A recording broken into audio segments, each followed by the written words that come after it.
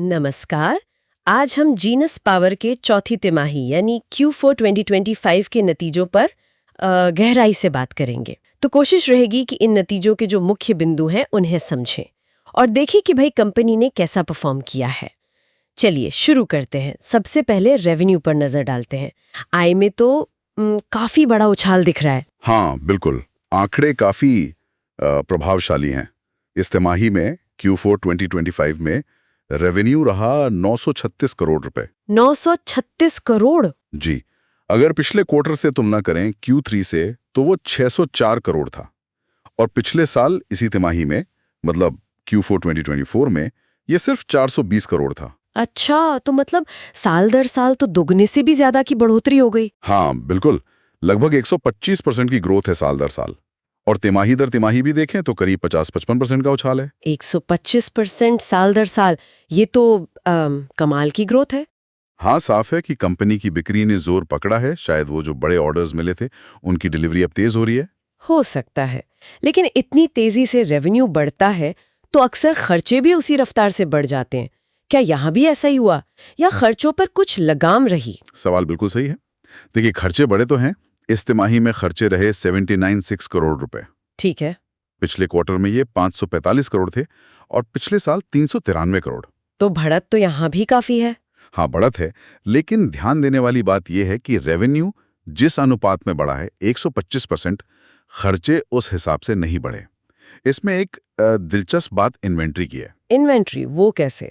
इस तिमाही में क्या हुआ कि इन्वेंट्री से जुड़ा जो एडजस्टमेंट है वो करीब 25 करोड़ का फायदा दिखा रहा है, जबकि पिछले साल इसी तिमाही में ये फायदा 73 करोड़ का था।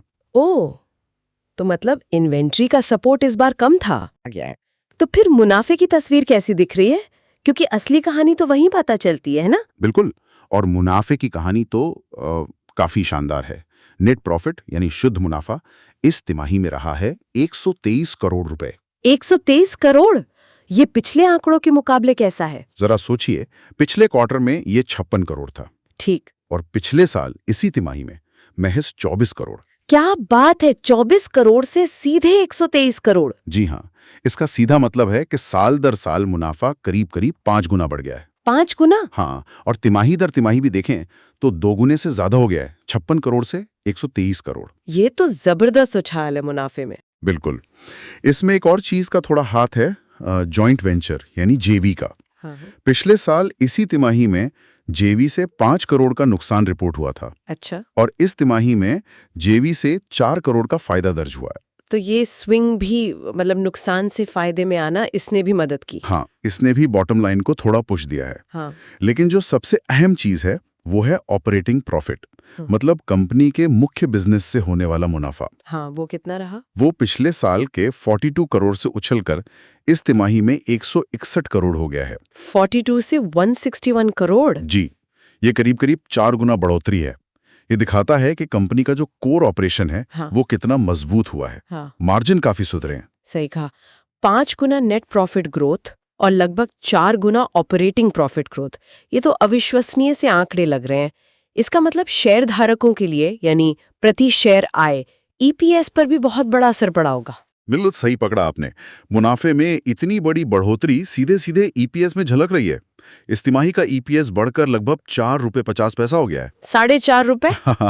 जबकि पिछले क्वार्टर में ये 2 रुपए के आसपास था। और पिछले साल इसी तिमाही में तो सिर्फ 81 पैसा था। 81 पैसे से 4.5 रुपए, ये शेयर धारकों के लिए वाकई बहुत अच्छी खबर है। जी हाँ, बहुत सकारात्मक संकेत है। तो कुल मिलाकर अगर देखें तो जीनस पावर ने Q4 में हर मोर्चे पर, मतलब रेवेन्यू हो, खर्चे हो या फिर मुनाफा, हर जगह दमदार प्रदर्शन किया है। हाँ। रेवेन्यू में भारी उछाल, खर्चों पर नियंत्रण और मुनाफे में तो जैसे विस्फोट ही हो गया है। हाँ। ईपीएस भी शानदार तरीके से बढ़ा है। हाँ, नतीजे निश्चित तौर पर बहुत मजबूत हैं, इसमें कोई शक नहीं। कंपनी ने ग्रोथ के लिहाज से काफी अच्छा प्रदर्शन किया है।